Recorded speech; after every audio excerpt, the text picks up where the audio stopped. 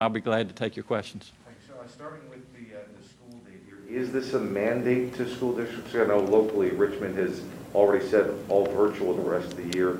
If not, why not? And then something about the CVS, so I'll let you handle that. Yeah, thank you for that question, Cam. Its question was, is this a mandate? This is a direction from the governor. I obviously oversee our superintendents, our school boards, our superintendents. I had a conversation with our superintendents this morning, and I gave them the plan, our marching orders, if you will.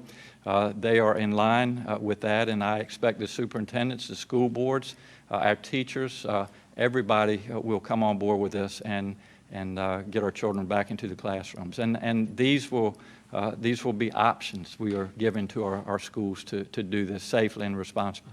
And regarding the CVS issue, I talked to their local reps, and they said that sign-up's going to be on a first-come, first-served basis, which could raise concerns about it actually getting to the people in the communities that need it most. Are you saying now that's not going to be the case, and there's going to be some safeguards in place to make sure it gets to the most at risk? I'm going to phone a friend, if that's okay, but Dr. Avula, I'll let you address that. Welcome, and thank you for all you're doing. Thank you, Governor. The question is that CVS has announced as part of the Part 2 Federal Pharmacy Partnership that they'll be bringing new doses into Virginia. Some of the local reps are saying that they're going to have a first-come, first-serve registration process. I think that is how CVS across the country had planned this. We are really taking steps with both CVS and the CDC to try to ensure that that's not the case, because there are thousands of people who have already pre-registered through health departments and through other sources. And so what we really want to do is ensure that CVS can integrate into our state strategy. So we have had daily calls with the state representation from CVS, the state leadership from CVS, since their press announcement earlier this week. So we're still working through some of those details, but our hope and intent is that they would integrate with our strategy and not create another pathway for registration. Thanks, Dana. The first question will be from Ben Finley with the Associated Press.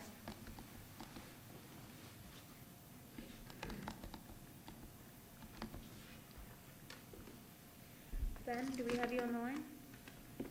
All right, Anna Lay, Virginian pilot. All right, we will then try Heather Graff, WJLA. Back in session. All right, thank you, Chad. Appreciate it. Hi, Governor. This is Heather Graff with ABCCC. I wanted to follow up on your message encouraging schools to extend classes.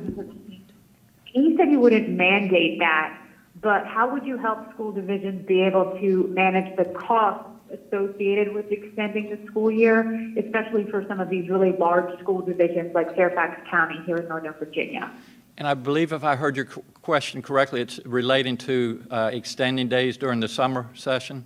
Yes, it's a good question, and I have made it clear to our superintendents and our school boards that it is very important to have these options available this summer to allow our students to catch up. Again, they have lost so much over the past year, certainly some more than others. Also to allow our families to have opportunities to allow their children to go back into schools. And we have the resources available, and they'll come from a couple sources. First of all, through the CARES Relief Act, we have funding through that, which will help support our schools. It already has, especially in taking measures to keep our children safe at school and our staff, school teachers, et cetera, with cleaning, spacing, nutrition, all of those types of things. So we'll have that available. And then also, you know, we have revenue at the state level, but I can assure you that it is a commitment of mine, it's a commitment of ours, and we will do everything that we can to support it financially. Could you put a little color around the conversation that you did have with the superintendents this morning? I mean, was it all rosy? Was there some kickback? And then I guess just on vaccinations and teachers, you've got a little bit of a month to go now before you start getting everybody, you know, in the class some way, shape, or form. You know, what's your message to them as they're waiting to try to get this vaccine right now? Yes, the conversation, first of all, with the superintendents was a very open, frank conversation. I started it off, and then we heard from our Secretary of Education, Adif Carney, and then our Superintendent of Public Instruction. And there were questions. They were good questions. Obviously, we've been working on this, Henry, for 11 months now. Every day is a new day, but I think they understand why it's important to have our children back in the classrooms. And I think the main thing we need to emphasize, and they certainly want to be part of this as well, we need to do it safely. So we need to continue to follow the mitigation measures, and the schools have done an excellent job with that. We know that if it's done correctly, that it can be done safely, and so that was a good conversation. I think the second part of your question, Henry, is something that I've been excited to see, and I've been around to a number of these vaccination sites, and I've had the opportunity to talk to a lot of our teachers and their staff, and as you know, we have made them a top priority in Phase 1B, and I've been to sites where 2,000, 3,000 teachers are coming in and getting their vaccinations, and they want to be back in the classrooms too. And I can't speak on behalf of all of them, but I certainly sense the excitement and the enthusiasm, and so it's not a requirement to be vaccinated before you're back into school, in-person learning, but I'm really confident that if these vaccination sites and clinics continue to go well, that a good majority of our teachers will have had the opportunity to be vaccinated and feel safe going back into the school setting, if not by March 15th, shortly thereafter. Roberto Rodan, BPM. Yes, hi, Northam. My question is related to the schools and the summer plans. Is there any backup plans for this push to get students back into school on March 15th if some of the vaccination numbers or if some of the COVID-19 numbers do start to look concerning again? Is there a backup plan for in-person learning? That's a great question, and the question is if the numbers trend in the wrong direction, will we make adjustments? And absolutely yes. None of this is written in stone. Right now, though, I am confident that as we look at the numbers, the positivity rate, which is trending down, it's very close to 10. The number of hospitalizations going down, number of ICU beds, ventilators, et cetera. All of that's headed in a good direction.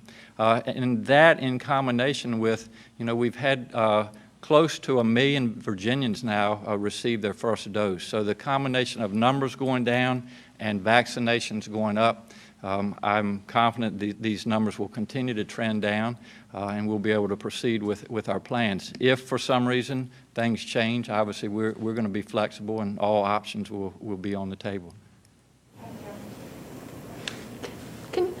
Hi, I'm Kenya, the education reporter at the Richmond Times-Dispatch. I'm wondering what support will the state offer districts serving students that need more wraparound services like transportation, and then also, just given that people of color have been disparately affected, what can you say to these families who aren't convinced that their school districts can keep them safe? I'm thinking of Richmond Public Schools, where parents have been really concerned about the condition of bathrooms, and for the most part have said that they do not feel safe going back to school. In fact, I think most families of color in Richmond said they weren't comfortable sending their kids back. So what would you say? It's a good question, and Dr. Janice Underwood, we've been working on this through the Health Equity Commission to make sure that we do understand and listen to people that have concerns. And I think what we do as we move forward is just give factual information. One area that I would talk about is, throughout this pandemic, our child care centers have been up and running. The children have been wearing masks. I've been out to those places, and the number of outbreaks of infections has been very, very low, so that we have that data.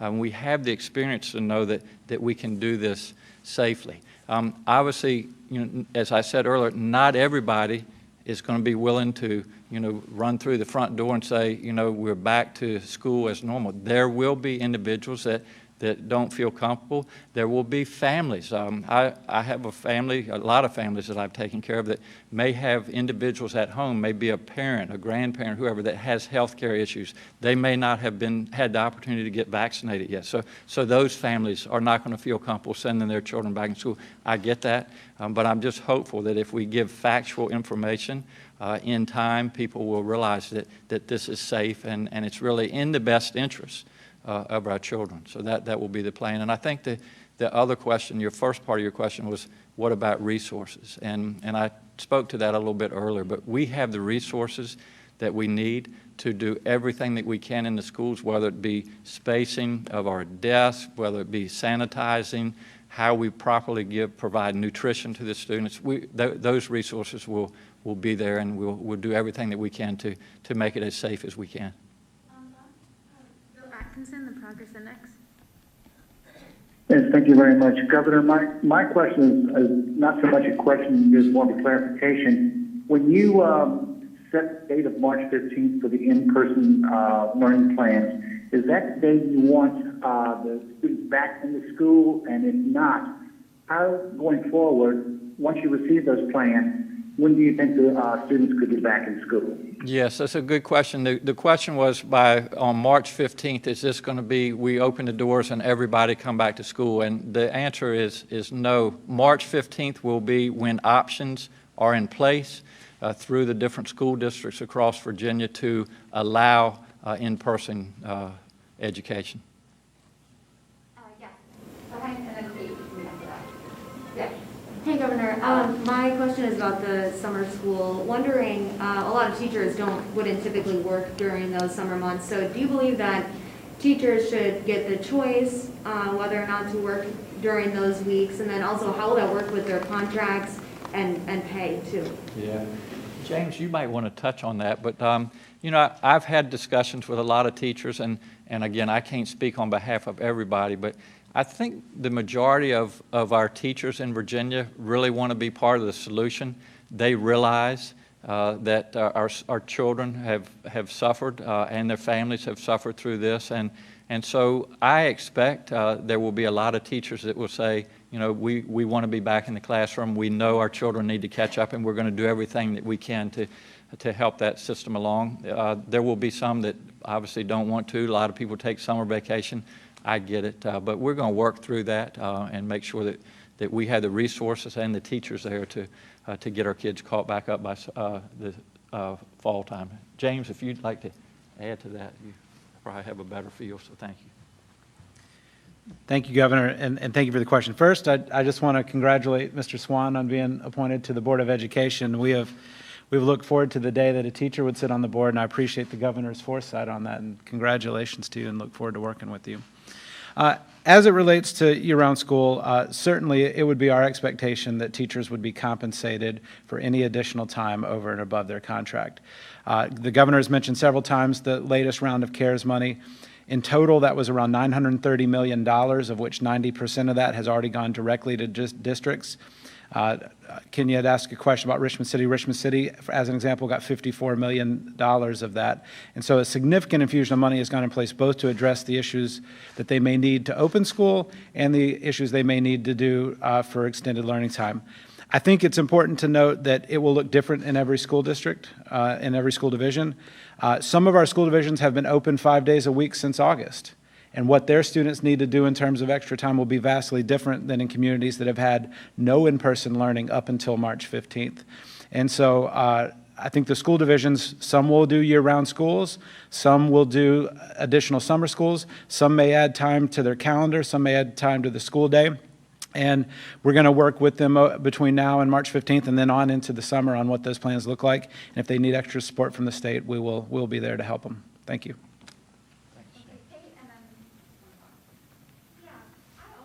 A summer school related question and a COVID question. For summer schools, I'm wondering if VDOE will come out with a comprehensive plan or model for how summer schools to address learning loss should be executed. James, you want to? We'll take that question, Kate. This is, you get 5 questions today, right? So, thanks.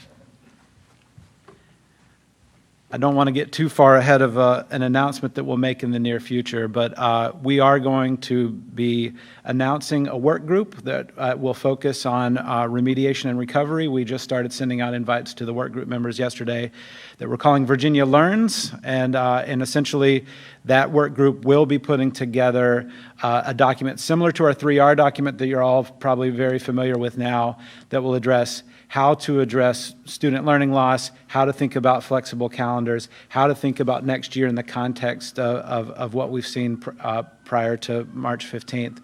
And so, yes, the VDOE will be issuing guidance there. But I will also say, and I know I just said this in the last question, it will be nuanced because every school division situation is different with the way that they've navigated the pandemic, and our guidance will be flexible enough to help them all think through each of the ways that they go about it. I can't thank our school divisions enough. We have many school divisions that have been in person from the beginning of the year navigating this, and frankly, that's taught us a lot about what's possible in terms of keeping teachers and students and families safe. And I thank those that have been all virtual, because I know it's been difficult for them as well. But we're going to use all of that we've learned and make sure that each school division has a plan to make sure that every student doesn't fall behind and is caught back up to where they could have been. Thank you.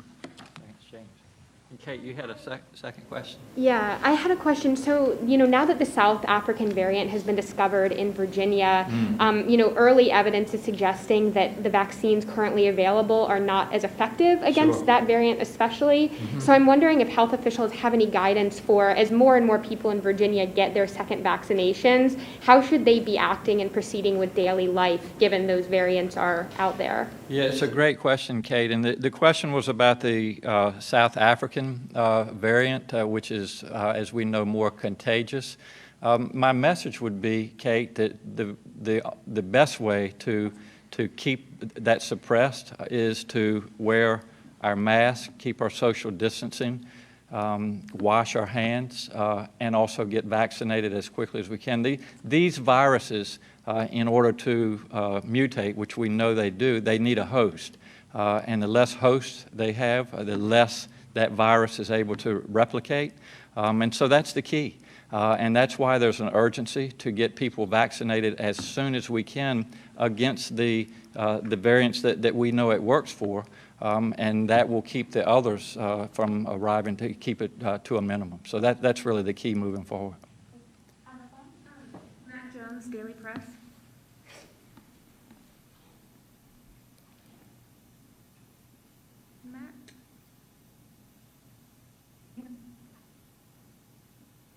Hi, I think I unmuted myself, right? Okay. I had a question about schools.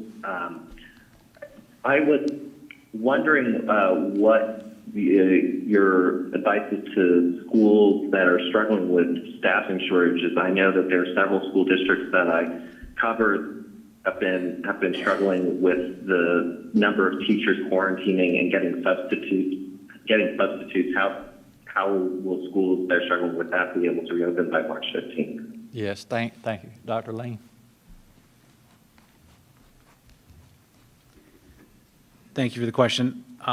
Obviously, teacher shortages are an issue not only in COVID, but even before, and will continue to be. The department has been given flexibility by the governor and the General Assembly to issue waivers of certain requirements, and where there's needed flexibility, we're certainly going to continue to provide that flexibility.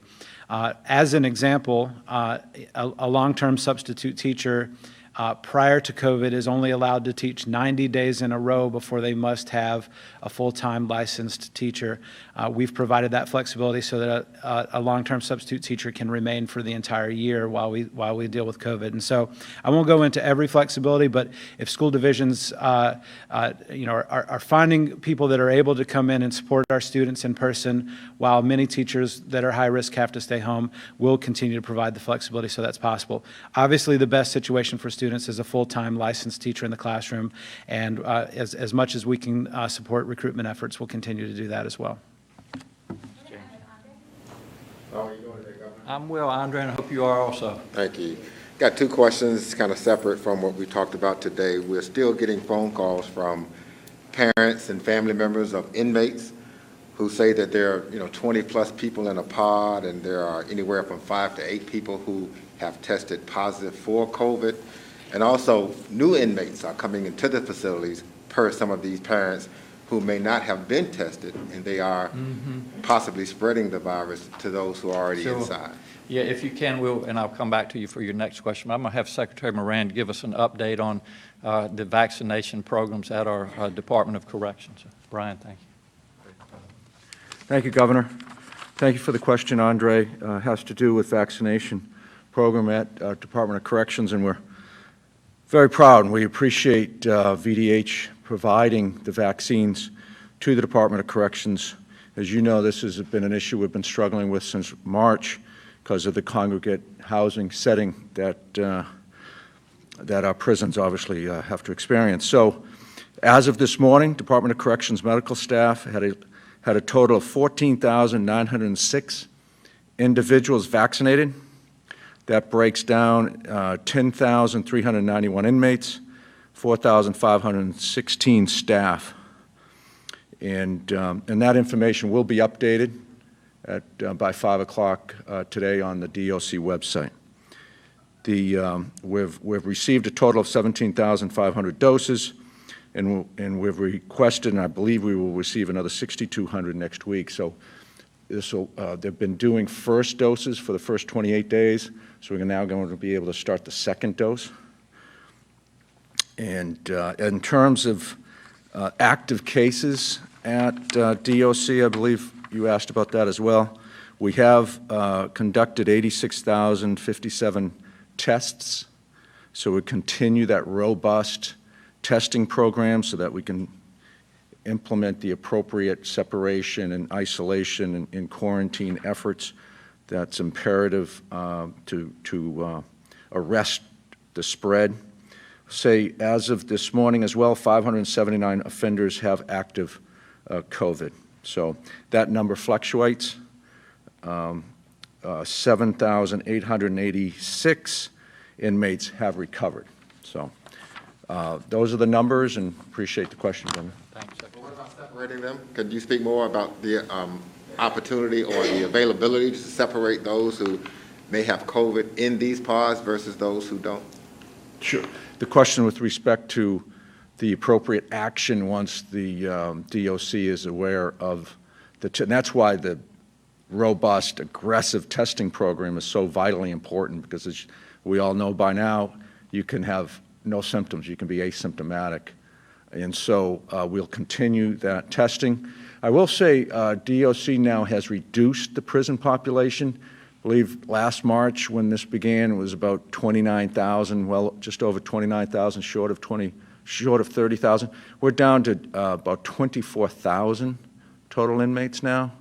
And so because of that reduction in population, DOC has been able to take the appropriate steps to separate those individuals who have contracted COVID. So if there are any specific questions with respect to a particular prison, I'd be happy to chat with you offline, and we'll get DOC involved and address those specific questions. But that is something that DOC is well aware of, and they are following all the appropriate CDC guidelines to arrest the spread of the disease.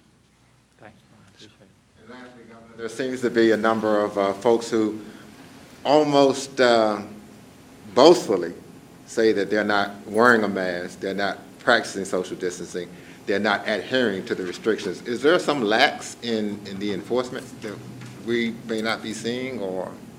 No, Andre, the question was people that are non-compliant with our guidelines. We continue to monitor and enforce, especially in our restaurants across Virginia. I would just encourage everybody to put the politics aside and think about what we know works, what's in the best interest of themselves, their friends, their neighbors, and loved ones.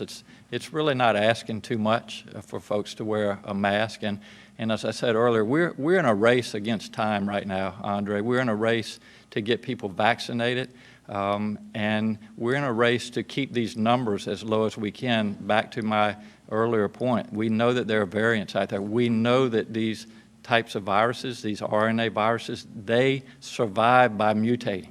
And so the sooner we can do the right thing and follow the guidelines, wear a mask, do all the things that we talk about, and get people vaccinated, the less chance there is of these variants coming in and causing other waves. So I would just ask people to be part of the solution.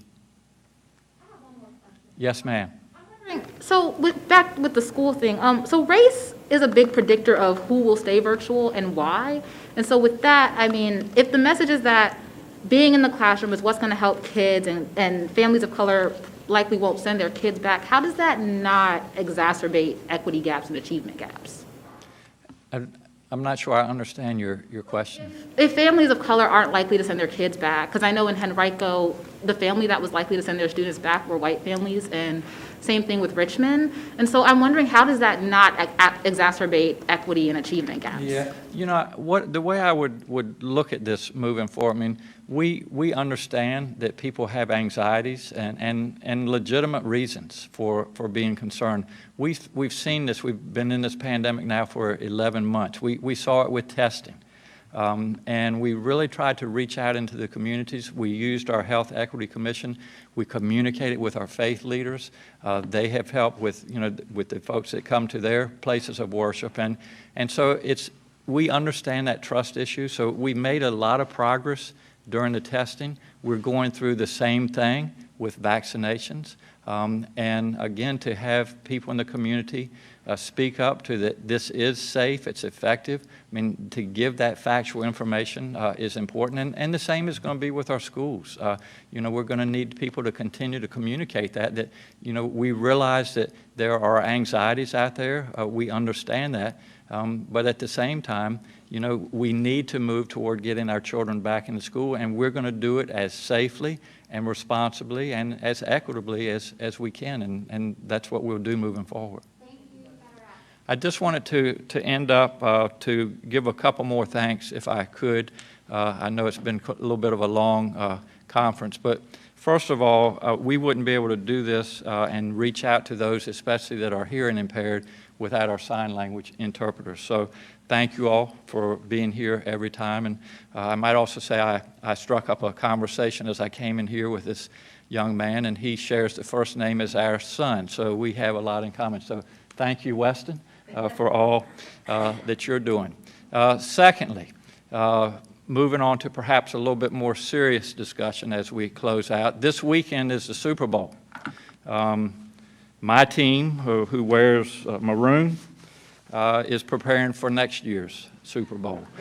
They won't be playing Sunday, but what I ask of all of you, I know that it's a tradition that we gather on Super Bowl and watch the game and enjoy our friendships, but remember to please try to keep your size of your gatherings low, less than 10. Continue to wear your mask, continue to keep your hands clean. Again, we saw numbers increase after the holidays, and so I worry about that, but I just wanted to let you all know to be as safe as you can. There is still a lot of virus. We just announced earlier this morning over 5,000 new cases today, so the virus is alive and well, so this is not the time to let our guard down. The second or third part of this is that continue to follow those guidelines of wearing your facial protection, social distancing. And then finally, when your time is there to get your vaccination, please think very seriously about doing that to protect yourself, to protect your family, your neighbors, your loved ones. And then just finally, in giving thanks, I have been to a number of these sites across Virginia. And it's just amazing to see the number of people.